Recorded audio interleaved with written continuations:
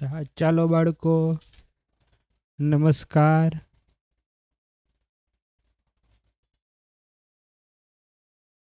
હું સચેત કણજરિયા આપનું જ્ઞાન દર્પણ એકેડમીમાં સ્વાગત કરું છું. આજે આપણે વાત કરવાના છીએ શું છે તો કે સાદું વ્યાજ કેમ શોધવું. આનાથી આગળના શું છે તો કે વિડીયોમાં આપણે વાત કરી હતી સાદું વ્યાજ થિયરી વિશેની. તો આજે આપણે અલગ અલગ પ્રકારના દાખલાની રકમ હોય કે જેમાંથી આપણે સાદું વ્યાજ શોધવાનું શીખશું.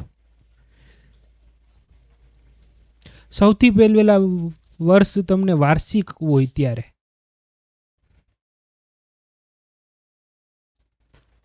આપેલી છે એ રકમ જો શું છે તો કે ₹5000નું 5% પ્રતિ વર્ષ વ્યાજ લેખે 2 વર્ષનું વ્યાજ કેટલું થાય. સૌથી પહેલું કામ કરવાનું બાળકો, તમારે આપેલા જે આપણા અક્ષર છે એ સૌથી પહેલા લખી નાખવાના. સૌથી પહેલા આપણે શું આવે તો કે આઈ, એના પછી શું હતું પી, એના પછી શું હતું આર, એના પછી શું હતું એન, અને હજી એક અક્ષર એટલે એ. હવે તો કે આપણે શું શોધવાનું છે, અહીંયા ધ્યાન આપો. અહીંયા રકમ આપેલી છે કે આપણે શું શોધવાનું છે. તો આપણે શું શોધવાનું છે ને એના ઉપરથી ખબર પડશે બાળકો. અહીંયા આપેલું છે શું શોધવાનું છે, વ્યાજ શોધવાનું છે. એટલે અહીંયા કરી નાખો પ્રશ્નાર્થ. આ શોધવાનું છે. હવે તો કે શું શું આપેલું છે. આર એટલે કે પ્રતિ વર્ષ 5% છે, એટલે 5% દર છે, એટલે એ શું થયો આપણો આર. વર્ષ આપેલા છે કેટલા છે 2 વર્ષ, એટલે એ આપણા માટે થશે એન. શું થશે 2 વર્ષ. અને પી આપેલું છે એટલે કે મુદલ, ખાસ મગજમાં રાખજો. એ શું આપેલું છે 5000. આટલું આપેલું છે. શોધવાનું આઈ છે એ શોધવાનું નથી, એટલે આના ઉપર આપણે ચોકડી મારી દઈશું. આ નથી શોધવાનું. આપણું સૂત્ર શું છે તો કે આઈ બરાબર પી આર એન એના છેદમાં 100. હવે તો કે એમને એમ રાખશું. શું છે પી ની કિંમત 5000, આર ની કિંમત 5, પછી એન ની કિંમત 2, અને એના છેદમાં તો કે 100. આ બે મીંડા ગયા, આ બે મીંડા ગયા. શું છે તો કે હવે કાંઈ સંખ્યા હેઠે બચતી હોય તો ઉપરથી ઉડાડવાનો પ્રયત્ન કરવાનો. હવે તો કે શું બચી સંખ્યા તો કે સાહેબ 50 ગુણ્યા 5 ગુણ્યા 2. હવે આનો ગુણાકાર કરો. શું થશે તો કે 55 25, 25 દુ સાહેબ 50, અને આ શું ને એમને.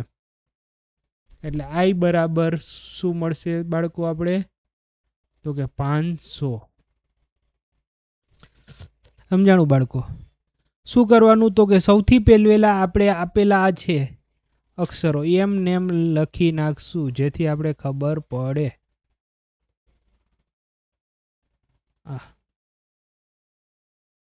તો હવે આપણે વાત કરીએ એના પછીના દાખલાની, એટલે કે આગળના દાખલાની.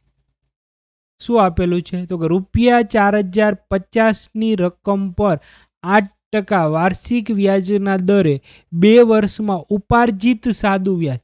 ઉપાર્જિત સાદું વ્યાજનો મતલબ થયો કે સાદું વ્યાજ ઉપાર્જિત. ઉપાર્જિત એટલે મેળવવું, એટલે કે સાદું વ્યાજ કેટલું આવશે એ શોધવાની વાત છે. તો શું થશે આઈ બરાબર પ્રશ્નાર્થ ચિહ્ન. ચાલો એના પછી શું હતું તો કે સાહેબ પી, એના પછી તો કે આર, એના પછી તો કે એન, અને છેલ્લે એ. શું હવે કઈ બાકી છે?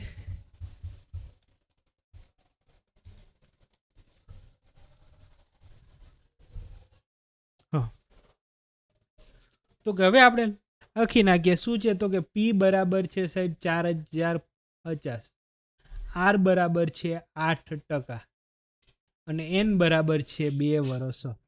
હવે પાછું આપણું સૂત્ર શું હતું આઈ બરાબર પી આર એન ના છેદમાં 100.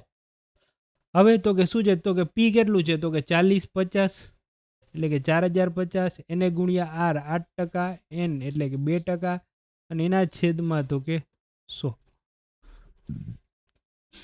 અહીંથી આ એક મીંડું ગયું, અહીંથી આ એક મીંડું ગયું. હવે કઈ ઉડે એમ છે સાહેબ? ના.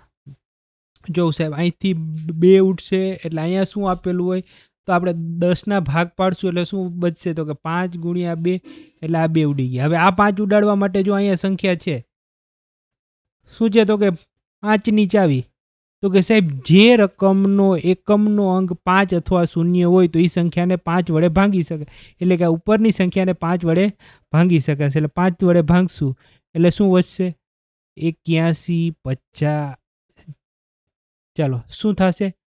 8 50 40 એટલે 40 અને 5 એકુ 5 એટલે 81 ગુણ્યા 8.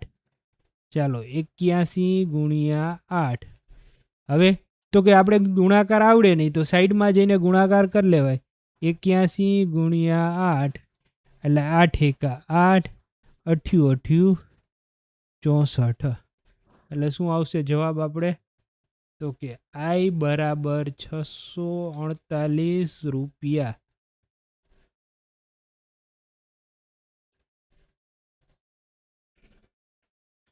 સમજાણું બાળકો? આવડો દાખલો ખરેખર વાહ, સરસ. તો આ દાખલો છે શું છે તો કે પ્રેક્ટિસ માટે ગણો, અને શું છે તો કે જે જવાબ આવે એ કોમેન્ટ બોક્સમાં લખો. હા, હવે તો કે એનાથી એક અલગ પ્રકારનો દાખલો શું કીધું છે? વર્ષ અપૂર્ણાંકમાં હોય ત્યારે. સાહેબ શું વાત કરો છો? અપૂર્ણાંકમાં વર્ષ હોય ત્યારે? હા, અપૂર્ણાંકમાં હોય ત્યારે. તો આપણે દાખલો સરખો ગણવો પડશે સાહેબ. હા બાળકો.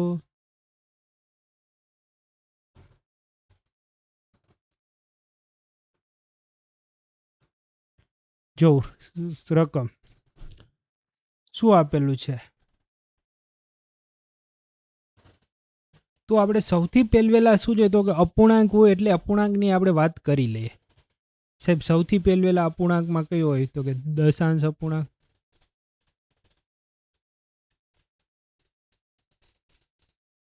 આપેલી સંખ્યા છે એ દશાંશ અપૂર્ણાંક છે એટલે શું છે પોઈન્ટ આપેલો હોય કંઈક પણ રકમમાં. એના પછી તો કે ખાલી અપૂર્ણાંક હોય, એની અંદર પ્રકાર પડે છે ખબર ને? સમછેદી, વિષમછેદી, સમઅપૂર્ણાંક. હા એ વાત છે.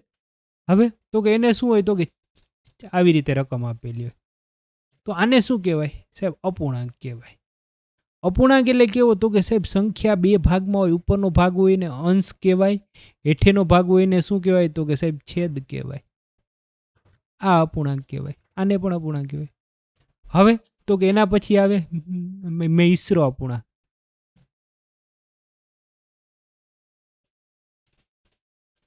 સાહેબ મિશ્ર અપૂર્ણાંક શું એટલે પૂર્ણાંક સંખ્યા પ્લસ અપૂર્ણાંક. હવે અહીંયા આપેલી છે એ સંખ્યા એમને ઉતાર લઈ તો એને અપૂર્ણાંક કહેવાય. શું છે તો કે 2/5. એની આગળ મૂકી દઉં શું છે તો કે હું 3. તો આને કહેવાય 3/2/5. તો આને અપૂર્ણાંકમાં ફેરવી શકાય? હા સાહેબ ફેરવી શકાય. આપણે ઓલરેડી અગાઉના એક વિડીયોમાં શીખી ગયેલા છીએ. શું થશે તો કે 5 ગુણ્યા 3 પ્લસ આ એટલે 5 તેરી 15, 15 ને 2 એટલે કે 17, 17ના છેદમાં સાહેબ 5. આ થઈ ગયું અપૂર્ણાંકનું સ્વરૂપ.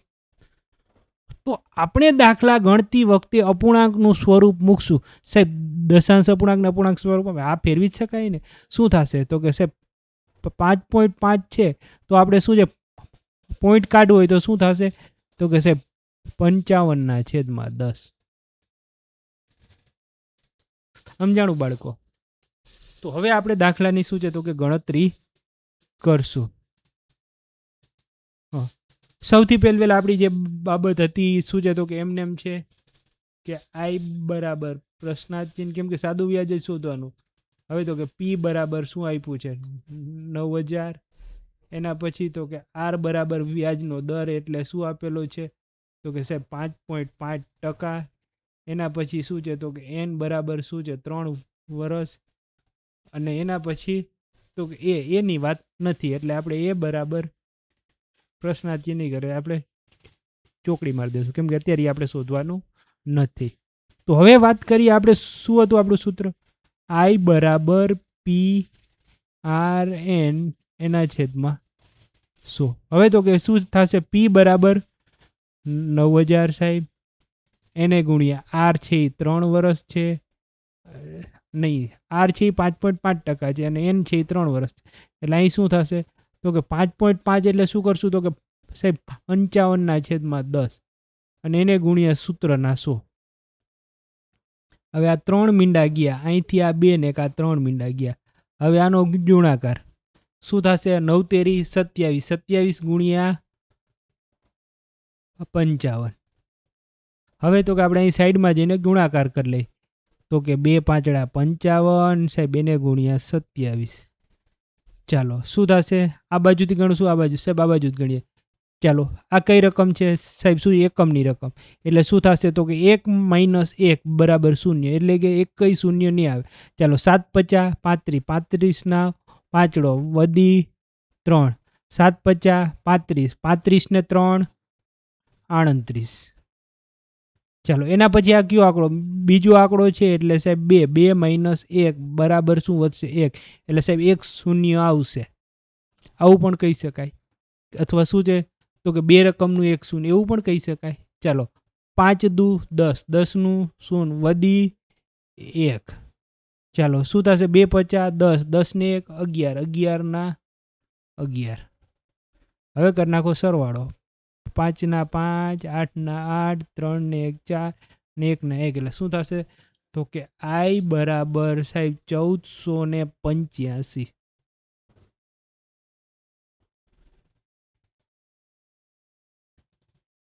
હા સાહેબ આવી ગયો જવાબ.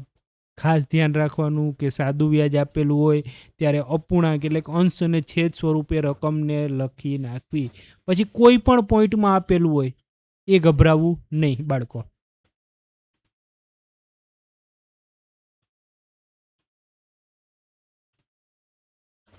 ચાલો હવે તો કે એના પછી સાહેબ મિશ્ર અપૂર્ણાંક આવ્યો. હા સરસ, ચાલો આપણે જોઈ લેશું. સૌથી પહેલા શું છે, આઈ બરાબર પ્રશ્નાર્થ ચિહ્ન. ચાલો શું થશે, પી બરાબર 6500. પછી શું થશે તો કે આર બરાબર 4%, અને આ વખતે શું છે એન અપૂર્ણાંકમાં છે સાહેબ 2 પૂર્ણાંક 1/2. હવે શું થશે, 2 દુ 4, 4 ને 1 5, એટલે 5/2. હવે આપણું સૂત્ર આઈ બરાબર પી આર એન એના છેદમાં 100. ચાલો આઈ બરાબર એમને શું છે, પી ની કિંમત 6500, આર ની કિંમત એને ગુણ્યા સાહેબ 4, એન ની કિંમત તો કે સાહેબ 5/2, અને અહીંયા શું છે તો કે સૂત્રના 100. આ 2 મીંડા ગયા, આ 2 મીંડા ગયા, અહીંથી ઉઠશે અહીંથી ઉઠશે, એટલે આ થશે 2, 5 દુ 10, 10 ગુણ્યા શું થશે 65, એટલે થશે આઈ બરાબર 650 રૂપિયા.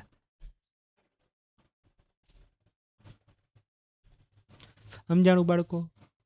ખાસ શું છે તો કે વ્યાજ દર અપૂર્ણાંકમાં આપ્યું હોય તો આ જ રીત કરવાની, અને એન અપૂર્ણાંકમાં આપ્યું હોય તો પણ આ જ રીત કરવાની. તો આ દાખલો આવડશે?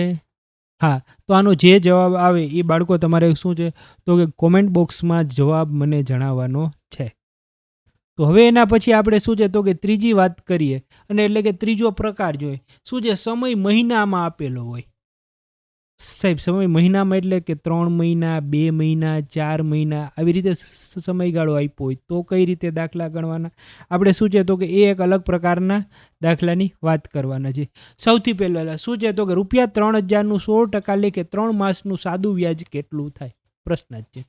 હવે સૌથી પહેલાં આપણી સિસ્ટમ આઈ બરાબર પ્રશ્નાર્થ ચિહ્ન, પી બરાબર કેટલા આપ્યા છે રૂપિયા તો કે 3000, આને શું કહેવાય તો કે સાહેબ એને મુદ્દલ કહેવાય. એના પછી તો કે આર આપ્યું છે, આર કેટલા છે 16%, અને એના પછી તો કે એન આપેલું છે. શું છે? 3 માસ.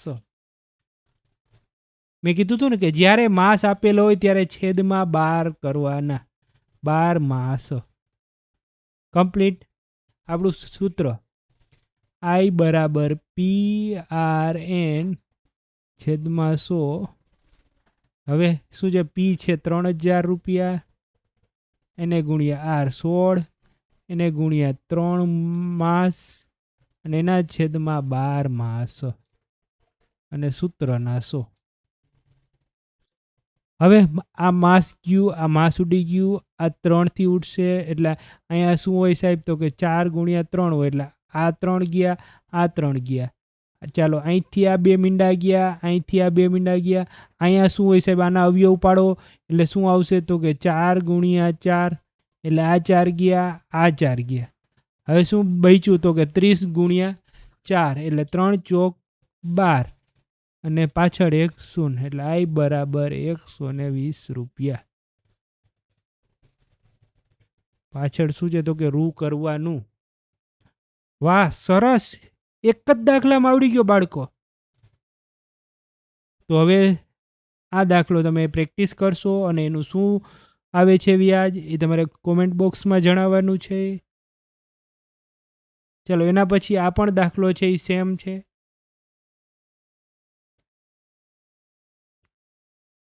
ચાલો એના પછી સમય દિવસોમાં હોય, પ્રકાર 4. શું છે? તો કે ₹8,500નું 16% લેખે 146 દિવસનું વ્યાજ કેટલું થાય? ચાલો સૌથી પહેલા આપણું જે પ્રકારની પ્રક્રિયા છે, I બરાબર પ્રશ્નાર્થ ચિહ્ન, P બરાબર 8,500, R બરાબર 16% અને N બરાબર 146 દિવસ. હવે આપણે જ્યારે થિયરીની વાત કરી ને ત્યારે જ વાત કરી કે દિવસો આપેલા હોય ત્યારે તમારે નીચે 365 દિવસ કરવા. એટલે શું થઈ ગયું? આ છે વર્ષમાં ફેરવાઈ ગયું અને એન છે એ હંમેશના માટે વર્ષમાં જ હોય છે. હવે આપણું સૂત્ર I બરાબર PRN છેદમાં 100. હવે શું છે? તો કે P ની કિંમત 8,500, એને ગુણ્યા R છે 16, આ રહ્યું અહીંયા છે ને 16. હવે તો કે N 146 અને એના છેદમાં સાહેબ 146ના છેદમાં 365 અને એને ગુણ્યા સૂત્રના 100. હવે તો કે જ્યારે આપણે થિયરીની વાત કરી ત્યારે મેં બાળકો કીધું હતું કે તમને 73નો ઘડિયો આવડતો હોવો જોઈએ. શું કામ? તો કે 73નો સંબંધ છે. જો અહીંયા શું થશે? તો કે 73 ગુણ્યા 2 અવયવ પાડશો ને 146ના એટલે આવશે 73 ગુણ્યા 2. આના અવયવ પાડશો તો શું આવશે? તો કે સાહેબ 73 ગુણ્યા 5 એટલે આ 73 ઉડી ગયા, આ 73 ઉડી ગયા. અહીંથી આ 2 શૂન્ય ગયા, અહીંથી આ 2 શૂન્ય ગયા. હવે તો કે અહીંયા સાહેબ એકમનો અંક 5 છે એટલે 5 થી ઉડે ન્યા. અહીંયા અવયવ થશે 17 ગુણ્યા 5 એટલે 85 એટલે આ 5 ગયા અને આ પણ 5 ગયા. હવે તો કે 17 ગુણ્યા 16 ગુણ્યા 2 એટલે શું થશે? તો કે 17 ગુણ્યા 16 ગુણ્યા 2. હવે તો કે બાળકો આનો ગુણાકાર કરો એટલે આપણો સીધો જવાબ મળી જાય. સૌથી પહેલાં શું કરશું? તો કે આ બેનો ગુણાકાર કરી લઈશું. 16 દુ 32 એટલે 32 ગુણ્યા 17. અહીં આપણે ઉપર કરી નાખીએ 32 ગુણ્યા 17. આ બાજુથી ચાલુ કરશું. હા સાહેબ ગુણાકારની રીત 1 - 1 એટલે 0 0 0 આવે. 7 દુ 14નો ચોગડો વધી 1 7 તેરી 21 21 ને 1 22. હવે તો કે સાહેબ આ બીજો આંકડો છે એટલે શું કરશું? 2 - 1 એટલે 1 0 આવશે સાહેબ. 1 0. ચાલો 1 દુ 2 1 તેરી 3. હવે તો કે સરવાળો 4 ના 4 2 ને 2 4 3 ને 2 સાહેબ 5. શું જવાબ આવ્યો? 544. આ આપણું શું થયું? વ્યાજ. એટલે કે I બરાબર 544 રૂપિયા. વાહ, આવડી ગયું. લ્યો બાળકો, સરસ. તો હજી તમારા માટે પ્રેક્ટિસ માટે બીજા 2 દાખલા શું છે તો કે એવા ને એવા જ રાખેલા છે, અને જે પણ જવાબ આવે તે શું છે તો કે કોમેન્ટ બોક્સમાં કોમેન્ટ કરજો. એના પછી આ હા, હવે તો કે શું છે તો કે ત્રિરાશિનો ઉપયોગ હોય એવા પ્રકારના દાખલા. રકમ વાંચો. શું છે તો કે 5,000 રૂપિયાનું અમુક વ્યાજના દરે 3 વર્ષનું વ્યાજ કેટલા રૂપિયા થાય તો કે 1200 રૂપિયા છે. તો તે જ મુદ્દલે તે જ દરે 7 વર્ષનું સાદું વ્યાજ શું મળે? આ પ્રકારના દાખલા શું છે તો કે શીખવા માટે આપણો આવનાર વિડીયો જોવા નમ્ર વિનંતી. ચાલો બાળકો, મળીએ છીએ હવે આના પછીના એક વિડીયોમાં. અસ્તુ. જય હિન્દ, જય ભારત.